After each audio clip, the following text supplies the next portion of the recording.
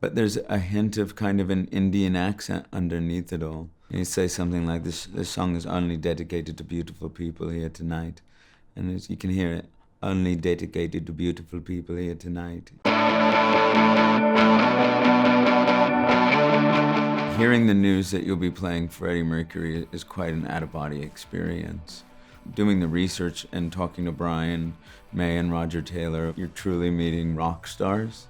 And then rock stars who are going to, in my mind, judge every different nuance of me, not only playing Freddie Mercury, but me as Rami Malek. So when I met them, I tried to walk in with a little hint of Freddie. I had just done this tape at Abbey Road the previous night, singing 4 songs and trying to emulate Freddie as best I could. Having them watch it with me, yeah, it was very surreal. And I had almost forgot that after the end of 4 songs, one of the writers and our producer were in the sound booth, and they just started firing off questions, and I was answering them as Freddie. And there was one moment where they asked me the question, who do you trust the most, Freddie? And I thought, oh my God, how did I answer this? I'm standing in between these 2 men. Which one did I pick? Well, that would have to be Mary. Mary's the person that I trust the most. And I said, thank God, thank God. And they both come out, oh yeah. So I got out of that one.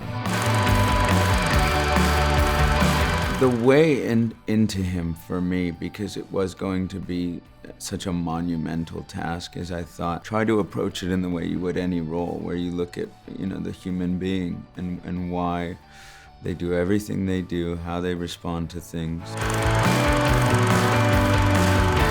No, there was almost an immediacy for me to get his voice. When you just kind of fall in love with someone and you start picking up on things almost immediately. If I really get along with someone, I'll start just kind of taking little bits.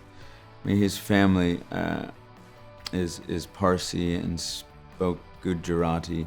Then he got sent to boarding school, so he has this posh thing on top of it.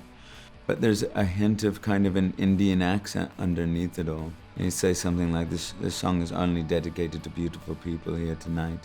And you can hear it, only dedicated to beautiful people here tonight. But I'm very conscious of never wanting to mimic him. Here's a guy who says in his own words, I've had an upheaval of an upbringing. The name, like Farouk Bulsara, wasn't very easy at first. With those teeth, it wasn't very easy.